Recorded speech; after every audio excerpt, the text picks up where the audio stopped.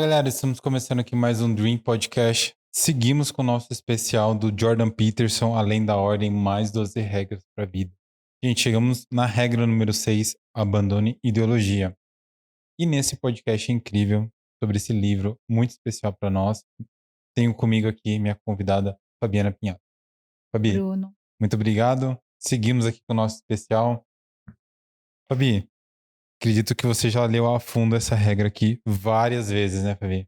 É uma regra, eu adoro essa regra, Bruno. Estava animada para a gente falar sobre ela, porque ele é muito didático nessa regra. Ele mostra para a gente muitos pontos que a gente não vai precisar fazer muitas complementações, sabe?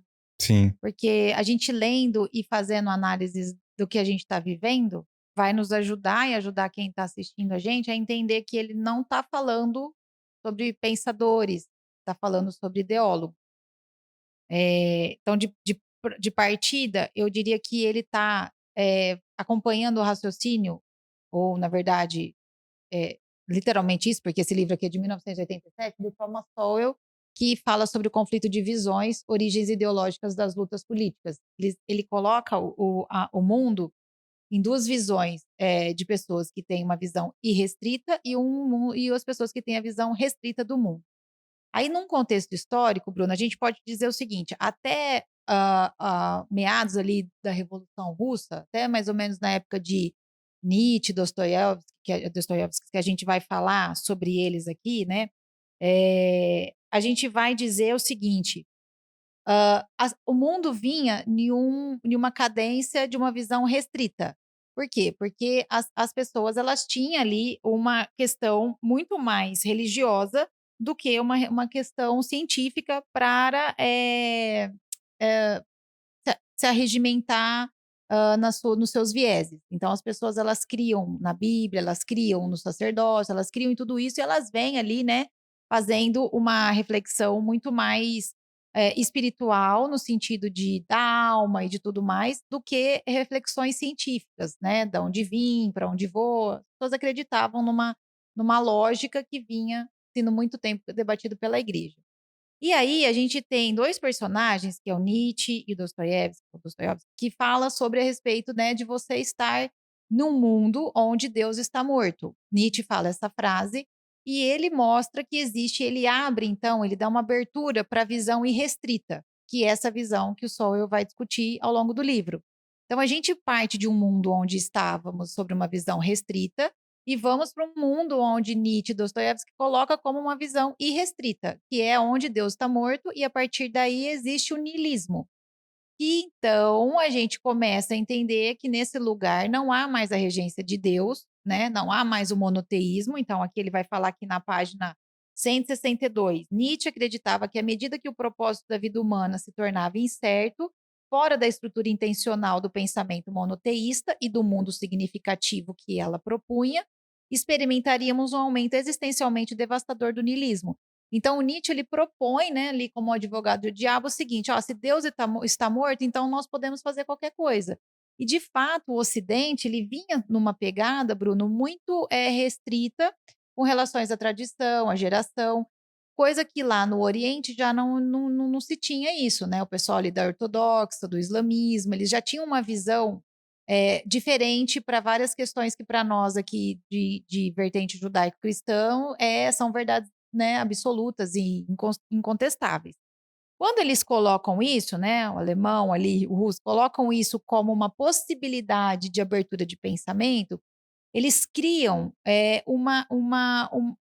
ele vai aqui depois de escrever muito bem, né? Eles criam uma previsão ali, né? Uma profecia a respeito do comunismo e do socialismo. Então eles dizem assim, ó, daí pode se surgir uma figura autoritária que vai querer comandar esse homem que vai vir com uma atribuição especial, que é esse Übermensch, que vem com essa cultura, né? Ele fala aqui, ó, um indivíduo forte o suficiente para criar seus próprios valores, projetá-los na realidade sem valor e segui-los. Ele postula que esse Deus, né, seria necessário um novo, está morto, seria necessário um novo tipo de homem, o Übermensch.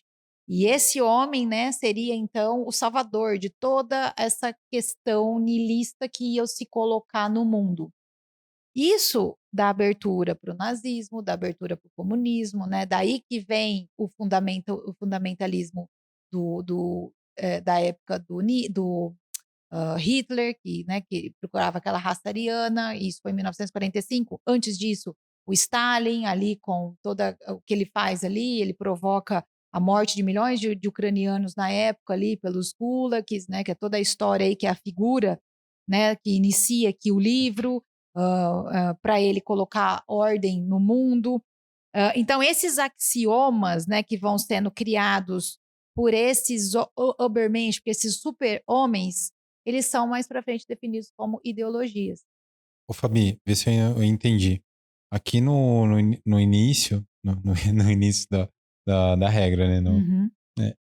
Ele tá meio que compartilhando conosco um contexto histórico, né? Isso. Onde que ele conta da onde que vem ah, a origem do pensamento, da onde que surgiu A eh, origem do pensamento dos de nazistas. ideologias, isso. Isso. Então, Isso. aqui é a base do antes. Isso. É assim, como é que nós chegamos no que a gente tem hoje, nesse monte de gente ou pouca gente requerendo lugar de fala e lugares de direitos?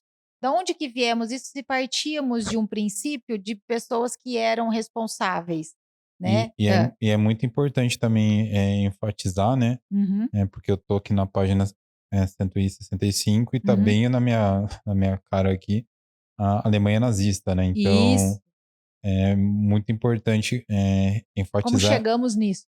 enfatizar essa linha temporal do Boa. como que veio, né? Como surgiram os Stalin, como surgiram os Hitlers, entendeu? E antes disso, ele vai falar, Bruno, querendo fazer uma ponte aí, ele fala sobre a responsabilidade, né? Que nas palestras dele ele sentiu que as pessoas se interessavam por esse tema, porque passa-se ter uma geração de pessoas que, em vez de dar sentido à vida através de um fardo nobre para ser carregado, passam a fazer exigências de que o mundo tem que dar significado para elas. Então, onde que essas pessoas chegaram ao ponto de achar que o mundo tem que ter um significado para ela viver? Você lembra quando eu falei a respeito do pessoal que era mais baixo para jogar basquete? Então, eles iriam fazer um movimento dos jogadores de basquete com 1,5 m para mudar as regras do basquete. Então, vamos mudar a altura da rede do basquete, porque eu quero participar, eu quero jogar basquete e eu não posso ser favorecido nesse sentido. Então, onde que chegamos a esse ponto que a pessoa ela acha que ela tem o direito, né, de interferir em algo tão tradicional que é, né, no esporte para ela participar, né? Como é que nós chegamos nesse fundamento? É através dessa visão desse super-homem, da pessoa que tem esses valores absolutos, né? E quando você contradiz essa pessoa, quando você contrapõe, então você é preconceituoso, você é racista, você é uma pessoa intolerante, você não é inclusivo. Então aí vira uma conversa de louco, né? Não, mas eu não, eu não sou racista, eu não sou intolerante, eu não sou nada disso. Eu só acho que não deve mudar na regra do basquete para você fazer parte. E é muito Né? Não tem legal nada a ver como comigo. é muito legal também como que essa regra 6 vai muito de encontro com a regra 5, né? Sim, exatamente. Ele propõe ali, né, aquilo que a Já gente fica a falou dica na aí para regra vocês, 5. né? É cadenciado esse livro. Assistirem a regra 5 do nosso Isso. podcast. É. E aí ele vem falar, Bruno, que assim como que a gente, né, o apontamento da ciência simbólica, né? Ele fala assim, ó, há algo que complica a situação e que parece estar entre o subjetivo e o objetivo. Se houver experiências que em geral se manifestam para uma pessoa de cada vez, como parece ser o caso de muitas revelações, tudo bem, mas parece formar um padrão significativo quando consideradas coletivamente. Então, assim, o que acontece? Se você não trabalhar, você vai ser pobre. Independente de você ter dinheiro ou não, se você parar de trabalhar e não produzir, você vai ser pobre, mas não necessariamente só pobre de dinheiro, você vai ser pobre de espírito, você vai ser pobre de experiência, você vai ser. Então, ele fala assim: se fosse só para a gente considerar fatores, então vamos pegar a pobreza como sendo o causador do grande mal do mundo. Se fosse para pegarmos só uma situação e considerarmos como o grande causador do mundo, estaríamos nós excluindo tudo aquilo que veio como conceito de tradição, de geração, que foi passado para nós, de que, olha, se você não for uma pessoa produtiva, você não vai ter nada para colher. Isso nós não estamos só falando de dinheiro. Ele fala, se isso fosse acontecer só com o Bruno, só com a Fabiana, como é o caso dessas ideologias, que discutem apenas o individual e aí que vira um coletivo de exigências, se fosse um caso só para isso, será que a gente deveria pensar que então não é só algo que não é fundamentado? Existe algo superior que estaria realmente regendo o mundo de uma maneira orquestrada e que é uma figura de Deus, é monoteísta, e que chegamos até onde chegamos hoje porque estamos diante de uma construção civilizada de mundo, entende? Entendo. Mas é onde que entra o niilismo e vem também todo esse conceito de quebrar todas essas barreiras do que é certo para essa nova ideologia, onde que gerou todo aquele caos, né, que a gente já conhece, vamos falar do maior de todos, né, Uhum. que foi que é o aqui da página 165, né, da Alemanha nazista. Só Uhum. que isso é um caso, né? Hoje a gente, pelo que eu vejo, a gente vive esses pequenos caos em várias frentes diferentes, né? Uhum. A gente está falando da Alemanha, falando da China, mas a gente pode trazer em pequenos cenários, igual ele trouxe na regra anterior, sobre um pequeno caso, né? Então, Uhum. essas quebras, né? E também trazendo o niilismo de uma forma, né? Estou fazendo a minha leitura, a gente estiver errado, vocês vão me corrigir. Mas trazendo isso de uma forma global, né? Que impactou o mundo para Uhum. pequenas coisinhas, né? Como o flip chart. Uhum. Ele vai aqui na página 167, ele vai dar, por exemplo, um exemplo do que é essa visão irrestrita que o Sowell fala aqui. Ele fala assim, ó, talvez o comunismo pudesse até ter sido uma solução viável para os problemas de distribuição desigual da riqueza, caracterizou a era industrial. Então ele está dizendo assim, existe uma verdade no que essas pessoas de visão irrestrita pensaram, ok, talvez realmente o comunismo pudesse resolver isso, se todos os supostamente oprimidos fossem pessoas boas e todo o mal fosse restrito aos senhores burgueses. Então tem que ter para isso, para o comunismo dar certo, então todos os burgueses tinham que ser pessoas péssimas e todos os oprimidos tinham que ser pessoas ótimas. Só que a hora que você vai ver isso, que é o que acontece naquele filme lá, Os Miseráveis, que é retratado ali na França, os oprimidos, na maioria das suas vezes, eram pessoas incapazes, inconscientes, libertinos, violentos, ressentidos, invejosos. Era isso que estava ali naquela sociedade. É isso que é retratado ali. Existia, sim, uma burguesia, reis, gastões, aquela coisa horrorosa, o czarismo, né? A gente já falou sobre isso naquele podcast sobre ideologias, né? Esquerda e direita. Existia, mas a visão irrestrita não está errada. Existe, mas existe por trás dessa visão, existe isso daqui. Verdades que não são verdades. Não era todo rei que era assim, não era todos os burgueses que eram malvados. Não eram todas as pessoas que eram pobres pais de família com seus filhos em casa. Não, existiam pessoas violentas, que violentavam contra os filhos, que bebiam, que batiam, toda a escória ali estava ali. Ah, mas eles são frutos do meio, então aí choca com aquilo que Rousseau falou. Então, assim, eles nasceram no meio e foram degradados pelo meio, então se tirassem essas pessoas e colocassem essas pessoas num palácio real, eles teriam outro comportamento? Eu duvido.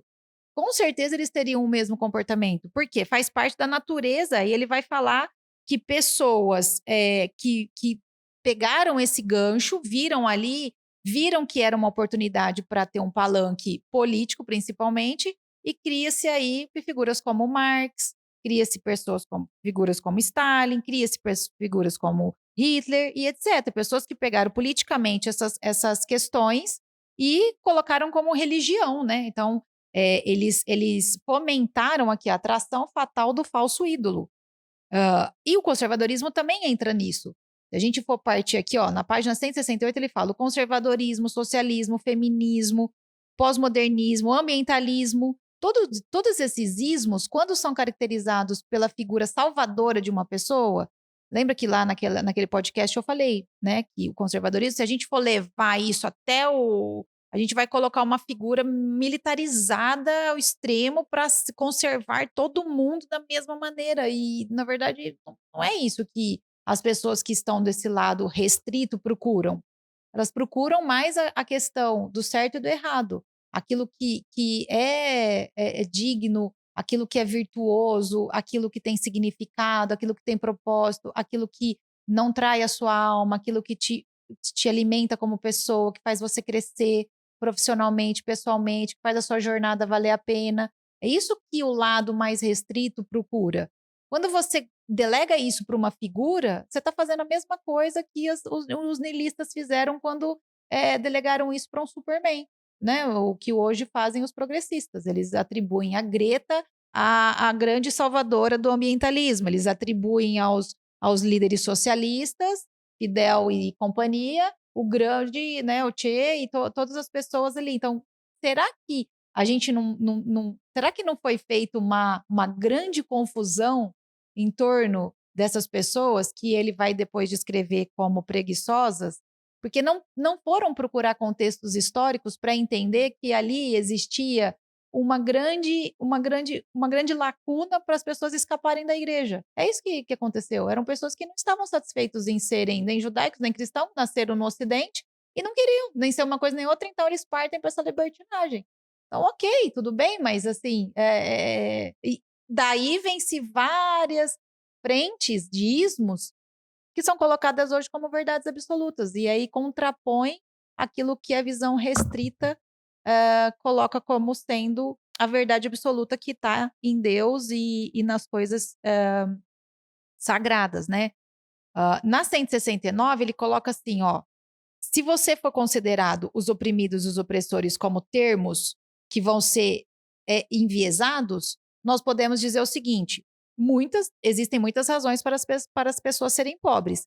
A falta de dinheiro é a causa mais nobre. Então, se a gente for dizer que todo oprimido, como o Marx falou, todo oprimido é pobre, não, né? O Peterson está falando, não. Pode ser que ele seja pobre porque é parte do problema, porque não teve educação, ele tem dinheiro, mas ele não teve educação, então ele não sabe, ele não consegue administrar aquilo que ele tem. Ele pode ter vindo de família desestruturada, bairro dominado pelo crime, abuso de droga, criminalidade, corrupção. Tem muitas maneiras de você ser pobre. A falta de dinheiro é uma delas. Mas não pode fazer parte da cultura, da ideologia do oprimido e do opressor somente o fato de você não ter o dinheiro, entende?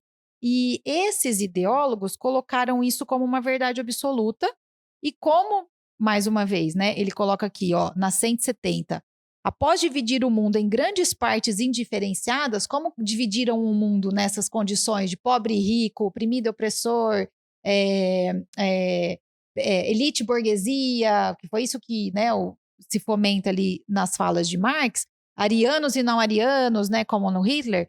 Pode dividir o mundo em grandes partes indiferenciadas, descrever problemas característicos de cada uma delas, identificar os vilões adequados. Então a gente coloca ali, né, quem são os vilões? O judeu é o vilão do Hitler, o burguês era o vilão do Marx e os fazendeiros eram os vilões do Stalin. O teórico do ismo, que é essa pessoa, esse ideólogo que cria, né, a ideologia, cria um pequeno número de força ou princípios explicativos que podem até contribuir de fato para a compreensão ou existência dessas coisas. Ok, eu vou entender através disso. Então, ele concede a esses princípios o poder da causa primária, ele fala, eu fui o primeiro a identificar isso, né? O Marx é o precursor, né, do proletariado, né, da luta. Então, ele concede a esses princípios o poder da causa primária, ignora outros de igual ou maior importância. Para isso, com isso, existe ali nas linhas ali abaixo, transforma a discussão desse argumento numa existência, num tabu, e ele conclama pessoas a segui-lo. Então, ele passa a ser o guru, né? O cara que vai ter os seus seguidores. E como ele parte desse princípio de que ele é o vanguardista, para falar disso, um monte de gente quer fazer parte junto. Então, aí as pessoas intelectuais incompetentes e corruptos prosperam nessa atitude nesse jogo. Os primeiros jogadores de um determinado jogo desse tipo são os mais brilhantes participantes. Eles elaboram uma história em torno do seu princípio e as outras pessoas vêm seguindo ele para fazer parte desse princípio que acabou de ser lançado. Então, aí a gente lembra ali do negócio do podcast. Então, eu vou já me juntar com o fulano porque ele está levantando a bandeira do microfone branco. Então, aí cria um negócio que você fala, né? Por quê? Porque dentro dessa visão que o Peterson explica, o Sowell explica, o Sol explica também naquele livro, né, de Conquistas e Cultura, ela é feita para pessoas que não querem pensar a respeito do fator significativo de suas vidas, que é a responsabilidade. Então, qual é a minha responsabilidade diante do que está acontecendo de fato? Não tem responsabilidade. A responsabilidade é da burguesia, a responsabilidade é do produtor que está contaminando o rio, que é do agricultor, que é do não sei, todo mundo tem responsabilidade, menos isso. Esses dias até o Augusto outro dia veio falar uma coisa para mim, meio sugerindo que ele não tinha culpa de uma coisa que era totalmente responsabilidade dele. Mas de tanto que ele fica assistindo o desenho que fala, não, mas olha, o fulano, você acredita? Eu falei, Augusto, não, bem, isso daqui é responsabilidade sua. E até ele entender, demorou, viu, Bruno? Então você vê que isso já está né, já tá inculcando na cabeça dos pequenininhos, até em desenho, né? Então, não, eu tô assim porque minha mãe me deixa para trabalhar. Não. Né? Ali era um desenho de adolescentes que ficavam em casa. E aqui, ó, ele vai falar, né? Já falamos aqui na 171 do Marx, que faz isso. Ele fala que, mais para frente ali, que os fundamentalistas são até mais honestos do que os ideólogos. Ali na 175, na 173, ele fala, ó, os fundamentalistas, eles são, aqui ó, os ideólogos são o equivalente a intelectual dos fundamentalistas, inflexíveis e rígidos. Então ele coloca os fundamentalistas da Bíblia e dali, né, as pessoas que ficam, os judeus ortodoxos ali, né, falando, jogando pedra na adúltera e tudo mais, que é da mesma linha, que só vê né, coloca ali aquela mulher como protagonista do maior pecado que existia e ela vai ter que ser morta por causa disso. Ela não tem direito a se arrepender, ela não tem direito de dizer, não foi bem isso, né? Qualquer coisa. É isso que ele parte do princípio de que essas duas figuras se equivalem. E aí ele fala, mas os fundamentalistas são até mais honestos, porque eles admitem devoção a algo em que acredita de maneira voluntária. Já o pessoal, os ideólogos, eles se sentem moralmente superior. Então, eles não dizem que eles estão seguindo alguém. Eles dizem que eles estão seguindo a causa, né? Então, eles estão defendendo a maioria. Aí começa aquela coisa, né? De defender a maioria, que a maioria é minoria. Então, aí ele fala em 174, para o ideólogo, nada está fora da compreensão ou do domínio. Então, ele entende de tudo, ele vai se colocar no lugar, que aí a gente vê aqueles vídeos, né, da pessoa achando ruim, né? Tem um menino que às vezes ele se veste de mexicano, ele se veste de japonês, ele vai perguntar pro mexicano, você tá te incomodando? Ele fala, não. Ele pergunta pro outro mexicano, eu tô te incomodando? Não, mas a menina que tá passando na rua fala, você não pode se vestir caracterizado assim, se você não é um mexicano. Aí ele fala, não, mas eu não tô incomodando quem deveria ser incomodado. Mas eu acho que você não deveria. Então, da onde surge essa figura que requer esse direito de requerer algo para alguém que não está requerendo aquilo? E aí o Peterson fala aqui, ó, moral da história. Cuidado com os intelectuais que transformam em monoteísmo suas teorias de motivação. Eles são deusinhos, né? Eles tirou o monoteísmo da estrutura humana e colocou nas teorias de motivação dele. Cuidado em termos mais técnicos com as causas univariadas, quer dizer, de variável única, para problemas diversos e complexos. Cuidado com essas pessoas que minimizam, né, colocam ali o problema do menino vestido de mexicano como uma coisa que ele é um fascista que está se apropriando de um direito e ele deveria ser banido da sociedade e preso porque ele está... É mais ou menos assim a linha deles, né? É isso que o Peterson fala. Da onde que vem essa ideia desse deusinho feito por essa ideologia? Né? Sendo que vocês quiseram sair de uma linha onde existia um Deus que realmente era uma linha monoteísta e vocês se fizeram deuses, é isso? E aí eles ficam bravos que ele fala isso. E ele dá nome para isso, né? Ele vai falar que isso é o ressentimento. Chega-se até, nossa, é assustador, né? É. Porque... É muito claro, né? Fica muito claro, assim, a distorção de realidade que é criada, né? Uhum. A partir dessa linha de pensamento que não é de agora, né? E isso, igual a gente comentou, parte desde uma coisa muito grande até um videozinho do cara vestido de mexicano. É. Só que o mais importante, disso daí que a gente está conversando é entender a origem disso e a linha de pensamento. Vem dessa linha de pensamento É. do Nietzsche e do niilismo. E eu acho que é esse ponto que as pessoas têm que entender. Isso é o mais importante, É, entender que saiu de uma estrutura de monoteísmo que vinha, a gente vai estudar a história, vocês vão ver, né? Monoteísmo, monarquia, sai dessa estrutura que como foi dito aqui, é válido que os de divisão irrestrita tenham visto coisas ali que estavam totalmente disformes, é válido isso, mas pegaram bois de piranha e colocaram como sendo os grandes causadores das causas que fazem parte dos maus do mundo, da sociedade. Vai sempre ter essa divisão, nunca não houve. Não, é utopia você crer que uma pessoa vai conseguir ter dividir exatamente tudo. Uma criança. Eu vi um vídeo outro dia. Você dá um brinquedo para uma criança, ela não consegue dividir com outra criança. Uma criança bebezinha, você dá um brinquedinho para ela, uma criança de 2 aninhos, ela não consegue muitas vezes dividir com o amiguinho, ela pega, ela quer dela. Então, essa coisa de ser meu, de eu ter as minhas coisas, faz parte, né, da natureza. Então, como que nós vamos dividir dinheiro, propriedade, de uma maneira harmoniosa? 7 bilhões de pessoas, 8 bilhões de pessoas, não existe isso, né? É algo utópico, mas que faz as pessoas fomentarem essa ideia de que nós chegaremos lá, como esse super-homem. E o que faz você achar que você vai criminalizar a agricultura, que você vai criminalizar os cristãos, que você vai criminalizar os judeus, que você vai criminalizar as pessoas que nasceram numa família mais rica, vai salvar o mundo. Você vai extinguir essas pessoas. Então, aí nós já estamos partindo de um princípio do niilismo. Então, estamos partindo do princípio que nós podemos matar as pessoas, que é o crime e castigo, né, dos Dostoiévski. Então, nós vamos partir para esse princípio? Não. Alguma coisa tem que reger. Vai ser quem vai dizer, né? O que pode e o que não pode. Vai ser o Big Brother lá do George Orwell, de 1984? ô Fabi, aqui na página 175, a gente vai entrar numa parte final aqui da regra 6, Do ressentimento, que né? é do ressentimento. E você falou agora uma coisa em relação a extinguir, e aqui ele vai falar sobre as pessoas, né, que vêm com. Como é que fala aqui?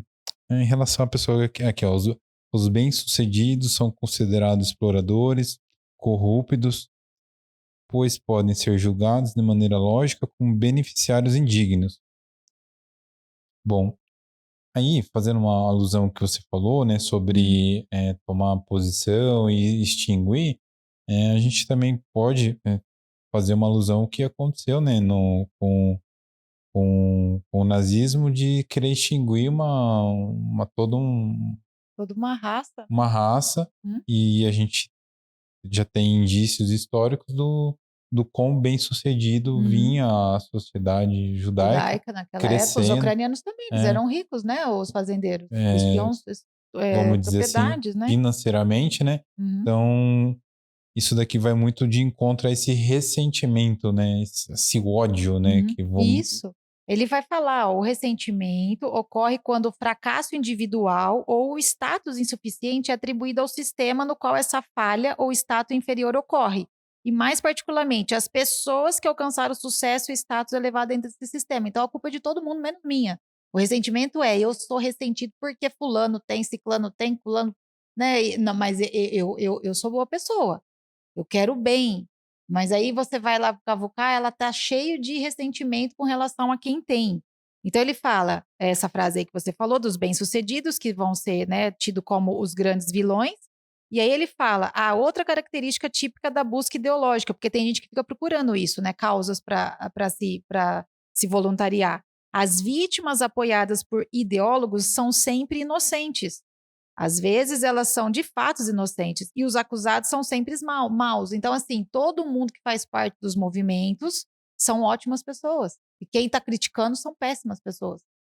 Você faz parte do movimento, você já é uma boa pessoa. Você faz parte de qualquer movimento, você já é uma pessoa libada. Você já tem uma ficha limpa em tudo. Religiosamente, eticamente, moralmente, culturalmente, socialmente, moralmente. Tudo em você você alcança nota máxima em tudo, porque você faz parte do movimento. Você não faz parte do movimento, então você é uma péssima pessoa. Você é uma pessoa exclusivista, você é uma pessoa elitista, você é uma pessoa que tem a riqueza como seu. Ah, não, eu só não quero fazer parte do movimento. Não, não, quem não tem, não se preocupa com o ambiente, não se preocupa com as causas ESG, não se preocupa com a sociedade, não se preocupa com os mais pobres, tudo isso vai te fazer uma pessoa taxada como alguém que deve ser.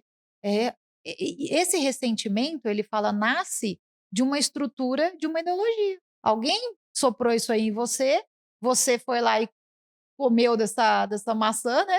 E você ficou contaminado com aquilo. Então você olha o mundo com esse viés, você já olha para as pessoas e que você já pensa, é tudo mau caráter, rouba tudo, é tudo explorador. E você olha para uma pessoa pobre e você fala, é um coitado. Existe pessoas pobres que são muito mais soberbas do que pessoas ricas. Eu conheço pobre soberbo, bastante. E conheço bastante rico humilde. Então, não é uma regra você ser pobre e você ser humilde, nem você ser rico e ser soberbo. Se fosse uma regra fácil e uma regra, Jesus não precisaria vir aqui e falar 200 parábolas a respeito de situações comportamentais. Ele tem parábola a respeito de rico e tem. Claro que o dinheiro te corrompe de uma maneira, às vezes, muito mais fácil do que a droga, né? Ou do que a violência, do que a libido, do que a sexualidade. Nas favelas existe uma sexualização de crianças. Isso, nós vamos colocar numa balança, quanto que isso pesa em comparação a uma soberba de um rico, né? Onde que nós vamos, qual vai ser o parâmetro disso? Uma coisa acontece num ambiente pobre e outra coisa acontece num ambiente rico. Então, nós não podemos fazer disso uma coisa simples para ser resolvida, que é isso que ele está falando. Mas o fato que exista vítimas e acusados genuínos já faz você ter um palco global para que você coloque a culpa em um grupo. Então, vamos então culpar o grupo de tal. E esse caminho, ó, seguir o caminho do ressentimento é arriscar uma amargura tremenda. Isso é, em grande parte, uma consequência da identificação do inimigo externo e não interno. Então, você tem que primeiro procurar esse diabo, esse inimigo interno. Aí ele fala: pare de procurar o mundo, né, vestido desse diabo externo e um santo interno. Não existe isso. Não há essa natureza santa dentro de você. Se você não procurar isso, não lapidar isso, não buscar isso de uma maneira digna, honrada, nobre, não vai acontecer isso daqui de você de maneira prática, não de uma elevação. Se você for acreditar nisso, nessa transcendência sua, então você tem que acreditar que existe o monoteísmo numa transcendência de um Deus. Entende? Ele coloca em xeque a ideologia de uma maneira muito inteligente, né? Aqui, já finalizando, ele coloca assim, ó, é moralmente muito mais seguro olhar para si mesmo e em busca dos pecados do mundo, pelo menos para alguém honesto e livre de cegueira intencional. É provável que você se torne muito mais lúcido sobre o que é e o que é e quem é quem e onde está a culpa, depois de contemplar a viga em seu próprio olho, em vez do cisco no olho do seu irmão. É provável que suas próprias imperfeições sejam evidentes e abundantes e possam ser encaradas para seu benefício como o primeiro passo da sua jornada de redentor para remelhorar o mundo. Carregar sobre os ombros os pecados do mundo, assumir a responsabilidade pelo que não está certo na sua própria vida e ao seu redor, faz parte do caminho messiânico, parte da imitação do herói do mais profundo dos sentidos. Essa é uma questão psicológica ou espiritual e não sociológica e política. Está muito além, né, do que é sociológico e político. Está muito antes disso tudo. Está dentro de uma questão espiritual e psicológica. Antes da formação nossa como políticos, como civis, nós somos formados psicologicamente e espiritualmente, ou não? Nós não nascemos, né? A gente precisa partir desse princípio. Então, antes de você aderir a causas políticas e sociológicas, faça a aderência, você, a causas psicológicas e espirituais. Antes de tudo. E você vai perceber que você tem uma jornada para percorrer muito mais extensa e muito mais cheia de obstáculos do que qualquer grupo social que você vá se colocar. Você se você fazer as pazes com a sua família, você ter um bom relacionamento com seus pais, você ser uma pessoa que tenha, seja um bom funcionário ou um bom prestador de serviço, uma pessoa honesta, um bom pai, uma boa mãe, um bom marido, um bom tudo isso antes de você ir lá defender as causas. Mas tem gente que está lá defendendo causas e são pessoas péssimas dentro de casa.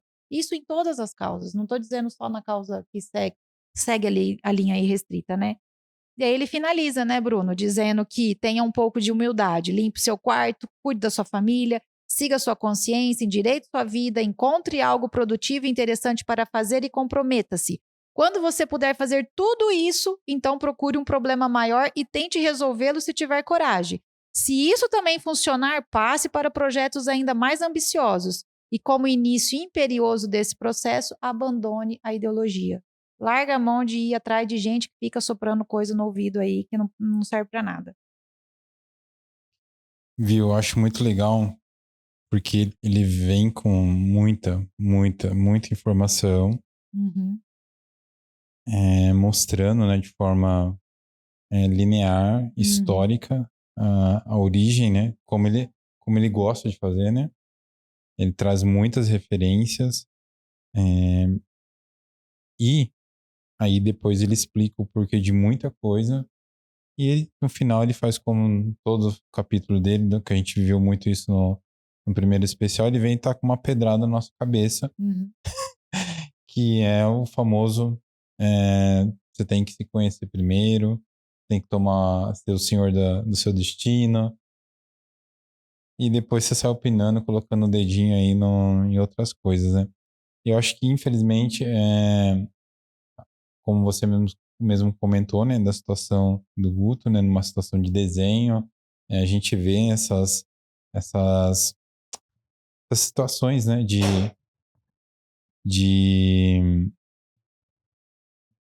no caso, uma criança, né, então ela vê numa situação, num desenho ou numa série, alguma coisa, aquilo vem como normal.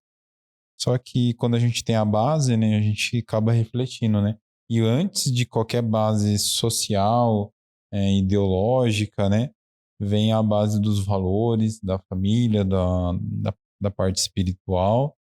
E infelizmente eu acho que é o que mais falta, né? Hoje as pessoas estão muito mais endeusando alguns artistas, indo para frente, é, transformando várias coisas e esquecendo delas mesmas, né? Então, acaba tendo um colapso, né, interno, tomando conta da vida do vizinho, sem cuidar da própria vida, né? Então, é, Eles estavam, sabe, esses dias eu estava assistindo um documentário que eles estavam vendo as meninas que estão, assim, que ficam fazendo coisas no OnlyFans, que ficam ali fazendo, né, particularidades, né, sexuais, essas coisas. Uma grande maioria delas não teve um bom relacionamento com os pais, principalmente com o pai, a figura masculina, né. E essas meninas quase todas são feministas.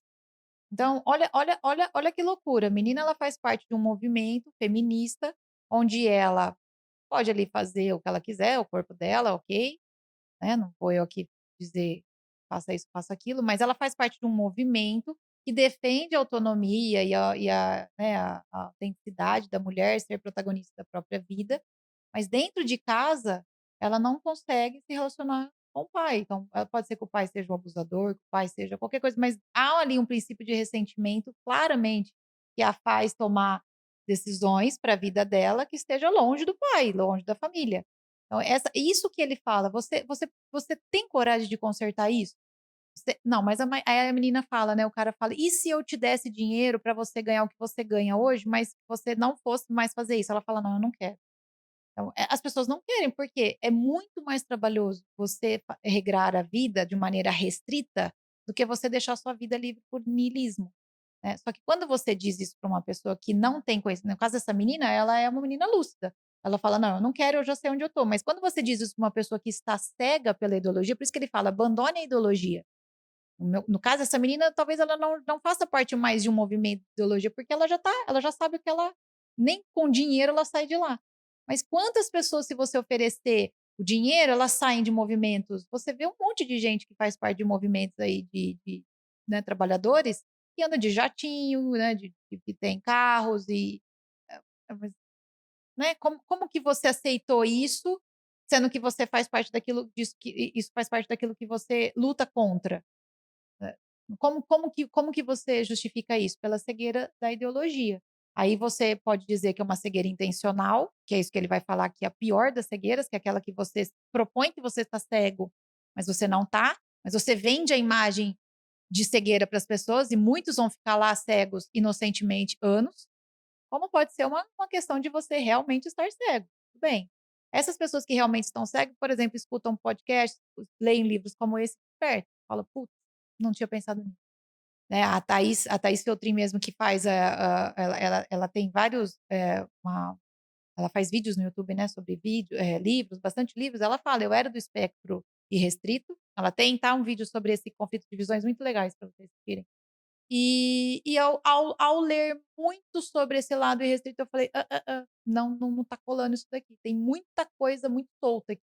E ela falou: "E hoje eu sou uma pessoa totalmente no espectro restrito, vim para o lado restritivo da vida". Porque leu, porque essa é o tipo da pessoa que não estava na cegueira intencional. Ela era uma inocente no meio desses ideólogos que criaram, né, essas ideologias. E tá cheio de jovens, né, Bruno, sendo doutrinados por professores, por celebridades, por vários ideólogos que lançam aí, né, várias, lugares de fala, sem ter o lugar de fala, como o mexicano, e mexe aí com pessoas que muitas vezes não têm vontade correr atrás de informação, de fatos empíricos, às vezes não tem tradição na família, não tem, né, uma cultura, tudo aquilo que o Peterson falou e vai cair, né. Então esse capítulo é para essas pessoas. Esse capítulo é muito legal, eu acho que ele mexe bastante ali com algumas pessoas, né, em vários sentidos, para você que. Não vou me alongar muito, porque é algo bastante polêmico, né, mas eu acho que vale a pena reler. E essa é a minha dica aí para vocês. Fabi, muito obrigado. Mais um episódio. Em breve nos vemos na regra número 7. Para você que nos assistiu até o finalzinho, só tenho a agradecer. Lembrando de se inscrever-se aqui no nosso canal, Dream Podcast. Lembrando que todos os nossos programas do especial estão na nossa playlist. Então é só você entrar aqui no nosso canal. Lembrando também que nosso canal no YouTube e no Spotify tem todos os nossos programas na íntegra. No nosso Instagram, somente os cortes. Então quer ir lá conferir alguns outros materiais, entra lá no nosso Instagram, DreamPDC. Para você que quer conhecer um pouquinho do trabalho da cena produtora audiovisual, gostou desse podcast? Nossa, quero produzir um podcast também. Nossa, achei muito legal. Também quer produzir um podcast, cena produtora audiovisual, Cena BR no Instagram. Então, Bruno, e você só produz podcast? Você só fala da cena do podcast? Não, a gente não produz só podcast, não. Então, para você que quer fazer fotos, vídeos na sua empresa, quer se posicionar melhor na rede social, quer ter um trabalho legal, então fica a minha dica para vocês. Cena produtora audiovisual. Não é só podcast, para quem pergunta, mas só faz podcast? Não é só podcast. Então, gente, para você que curtiu, quer seguir também o meu perfil, é o Bruno Loureiro. Vejo vocês no próximo podcast, galera. Valeu!